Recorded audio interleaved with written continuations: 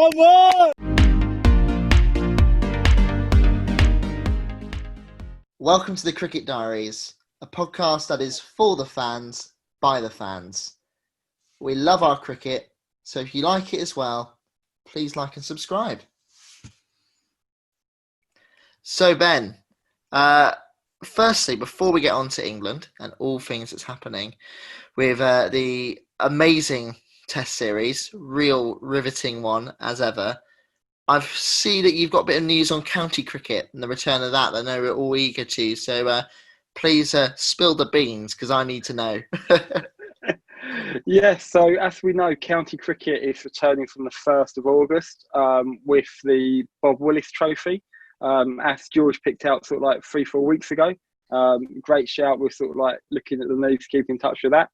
I've had it confirmed today by speaking to Rob Andrew. It's going to be 3 divisions of 6, which I'm sure is all expecting.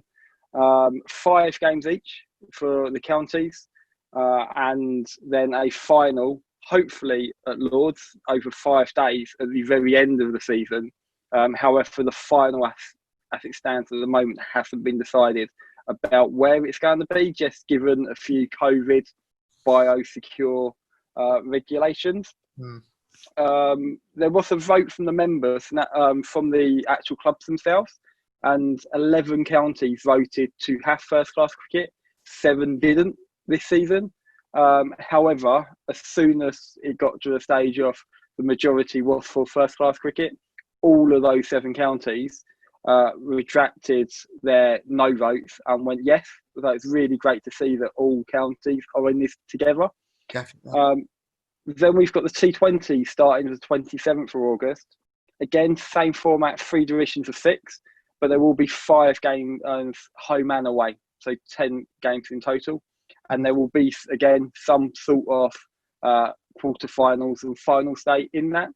Fixtures properly out tomorrow, Friday. So obviously we'll be able to actually have a look. However, even though there are trials now, there's 2 trial matches agreed with the ECB. So Middlesex, Surrey and Warwickshire, Worcester are both having friendlies, which are going to trial some crowds until government rights changes, which is October for supporters in grounds. We're looking at, unfortunately, having no spectators unless that government rights changes in grounds. However, I think we can all agree some cricket's better than no cricket, even if we aren't there.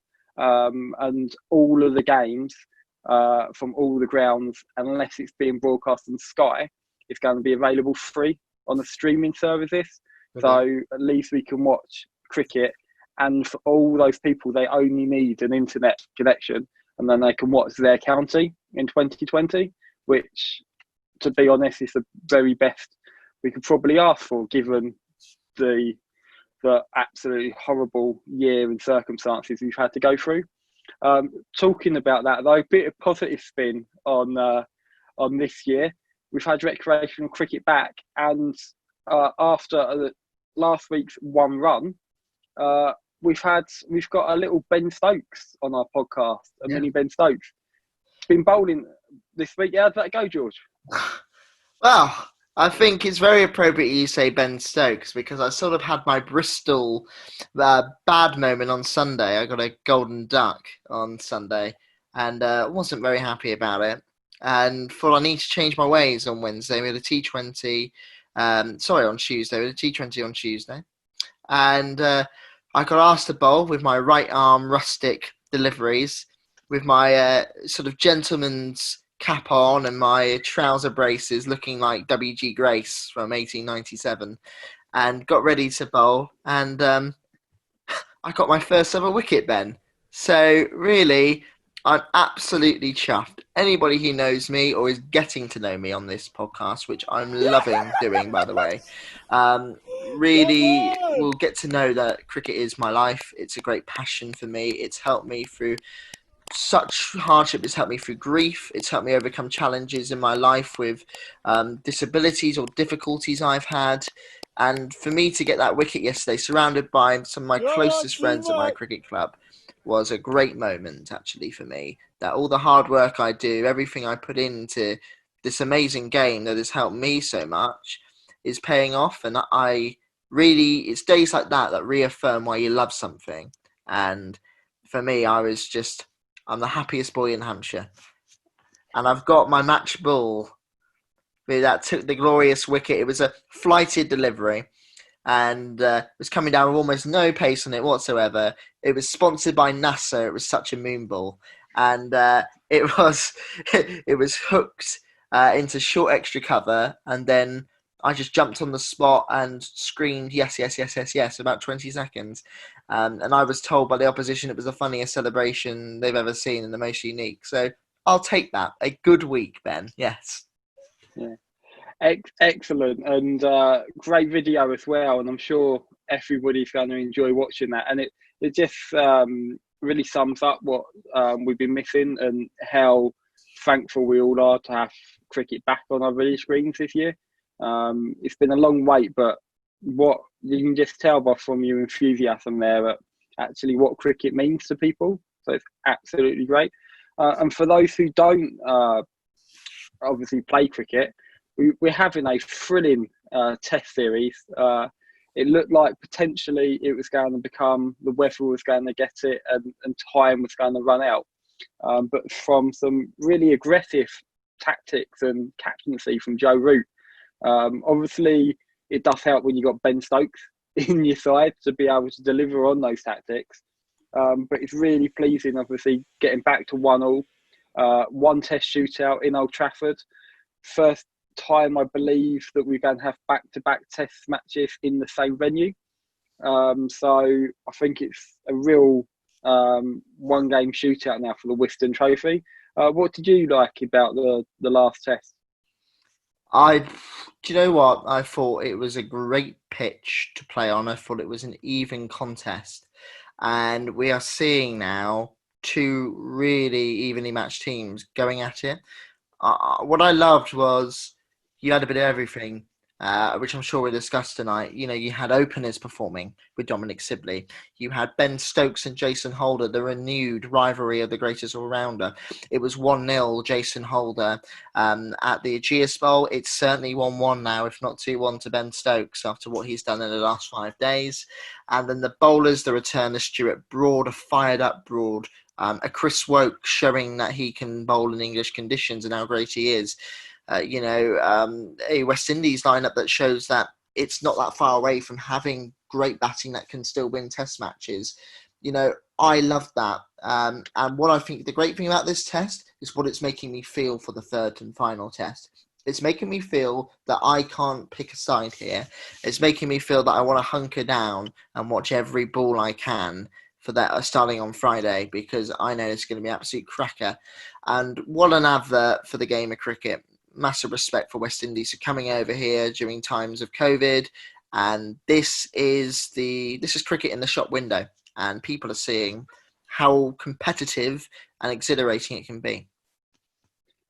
Yeah, exactly that. And talking about Ben Stokes and the sort of like who's the best all-rounder out of the two of them. Obviously, Stokes, I know we're going back to stats and the rankings are kind of, some love him, some hate him, as we said before. But he's obviously moved now to number one all-rounder ahead of Holder, which is really interesting to see how that plays in the last test. But what I have to say with Stokes is he's rated as the third best batsman in the world now. Only Steve Smith and Kohli are better. And what I would probably say is, at the moment, obviously the other two aren't playing, but I think for a situational cricketer, I don't think you can ask for anything more. Having his slowest ever first class century in the first innings, to then having the fastest half century by an opener, when we needed the quick runs to sort of like declare and have enough time to bowl out the West Indies. That's a very unique skill. Smith and Kohli are both very good at what they do. However, you know exactly what's going to turn up every time. They play their own game extremely well. Stokes now, and it's the first time really I can remember seeing it from any sort of like English sports team. We've got the ultimate team player. We've got somebody, whatever we need, he just goes out and plays for the team. And I really do think he's at the very pinnacle of his game. I think we're carrying on. I think he's actually better this year than he was in 2019 with the amazing year that was for him. Oh, yeah. And I think he's at the very, very peak. And it's probably only going to be a year or two he's got playing at this kind of level. Obviously, Test cricket for hopefully the foreseeable, but you can't ask for anything more. He is the ultimate cricketer. Oh, definitely. And the key thing that you've highlighted there, Ben, is his biggest strength and why he is becoming one of the greatest cricketers in the world: versatility. Yeah, and as you said, that he's batted 300 balls. One of the slowest. I think him and Crawley were the slowest centuries made by Englishmen in the last decade.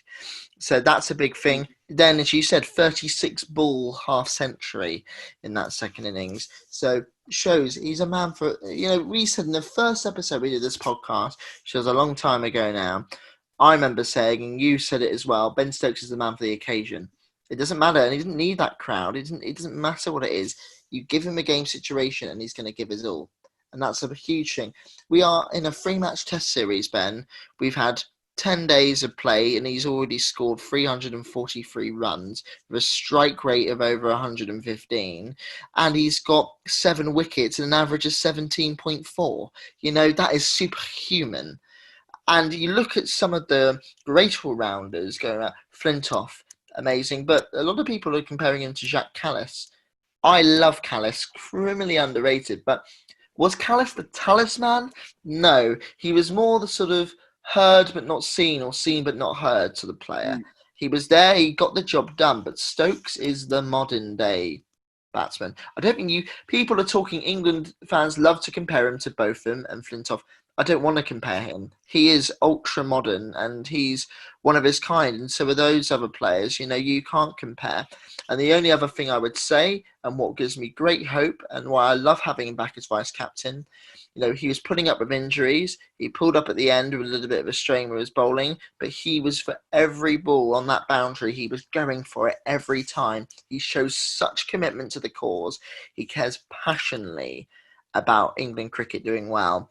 And we've got a superstar on our hands, finally. Let's cherish it. Yeah, exactly. And again, we've said it before in many episodes, you've got to look around that dressing room as a Sibley, a Crawley, as a Pope. And just look around and you go, I've got Ben Stokes on my team. It's sort of like we can do anything, whatever situation we're in, whatever we need to go out and do. We got Ben Stokes on our team, and he is fighting for every ball. And if this guy's fighting for every ball and he can do whatever he wants, I'm going to fight for every ball as well. And I think we've got this real hunger. And to be honest, I can't wait for the Ashes series next winter. Obviously, if it goes ahead, because I think this is the hungriest England side I've ever seen in the last sort of like 2 decades, probably since 2005. So really looking forward to it. And obviously, this test we had a great century from Dominic Sibley, didn't we? He seemed to be batting for 7 days out of the 5 days we played. However, we've always been saying, and I hated the criticism he got on TMS and Sky for batting so slowly. Totally. And you're like, actually, we've been 100 for 4 for the last 3-4 years. We've got somebody there who, he's the player we can build our team around, which enables us not to play a Denley at 3, to play a Crawley at 3. Yes, it didn't work out in the first innings, but we can have those attacking top 6 based on the fact that we've got Sibley to stick around for forever. And he's already got 2 centuries, I believe, now for England in a very few tests. And it's great. We've got a great opening pair, and I'm really looking forward to seeing how these guys progress. Totally agree. I think the point I have on this really made me realise, I think in terms of television, Sky and BBC do great stuff for our game. They're brilliant for the sport. The coverage is amazing. But Sibley is the victim of the over-analytical nature of sport in the modern day. Start of the test match, we're talking about Nasser Hussain was saying, you don't raise your bat for a century when you get 100 balls. It's about the runs you score. Bat for time. Sibley does that. He bats for time. I mean, more than anyone else. And then he gets criticised for it. I'm sorry, but what planet are we on, Ben? You know, we have been Yeah, crying out for a batsman who can bat for time, play those gritty innings, and that will allow Rory Burns to get back into form if he can play a different role on the other end. Let's nurture him. Let's celebrate that, because I tell you what, you take Sibley and Burns out of this. We talked about it before. There are no other openers for England. There is no one who can yeah. step up. Yeah, let's be grateful. We are too negative, I think, a lot of the time as a fan base and as a country with our selection. If it ain't broke, don't fix it. We found something special here. Yeah, certainly. And I think what was really pleasing to have was Stokes this century as well. Having them both together just shows what a solid foundation at one of the openers going on. And we have got to, obviously Burns is he's playing well. However, he's got Sibley he's playing with, so he gets sort of like not in the he's in the shadows at the moment. But I think with those two, it enables the likes of Root, Stokes, and Pope to come in and really build an innings and then go on and push for that daddy 100, Yeah, which Stokes did in this game. And actually, if you're setting nearly 500 against the Aussies or against India or against anyone, you're not going to lose many test matches, if any, from that kind of position. Batting first, and we've been so lacking first innings runs. We lost the first test based on the fact we got 200 mm, first time round. If we had 250, 300, we could potentially be 2-0 up now. But we've now got this team who can actually go on and build solid foundations. Love it. Really, really love how our batting is. But also, I think this test series has showed our strength in depth of our bowling as well. Effectively, we had, given the Jofra